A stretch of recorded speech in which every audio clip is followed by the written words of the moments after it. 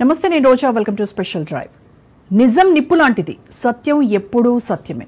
Cease fire secret గుట్టురట్టయింది. ఎట్టకేలకు అగ్రరాజ్యాధినేత డొనాల్డ్ ట్రంప్ తీరు మార్చుకున్నారు.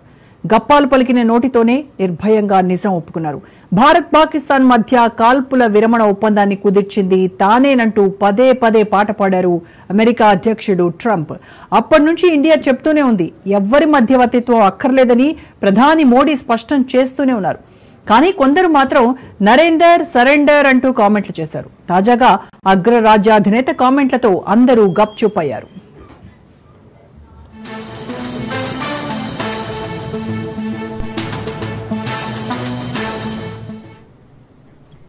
కాల్పుల విరమణ విషయంలో అమెరికా ప్రమేయం లేదని తేల్చి చెప్పారు ప్రధాని మోడీ. దీంతో మరోసారి సీజ్ ఫైర్ పై మాట్లాడారు ట్రంప్. ఎట్టకేలకు వాస్తవాన్ని అంగీకరించారు.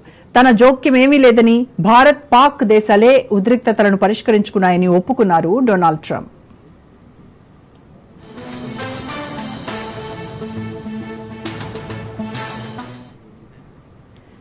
పాకిస్తాన్ ఆర్మీ చీఫ్ ఆసిం మునీర్ కు ట్రంప్ విందిచ్చిన అనంతరం ఓవల్ ఆఫీస్లో వీరిద్దరూ మీడియా ముందుకొచ్చారు.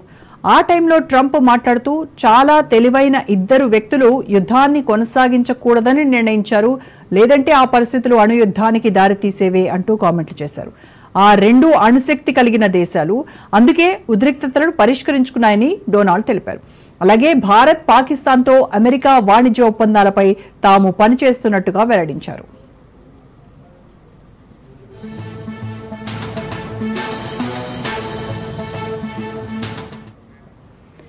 మోడీతో ఫోన్లో చర్చల అనంతరం కూడా ట్రంప్ తొలుత పాతపాట పాడారు.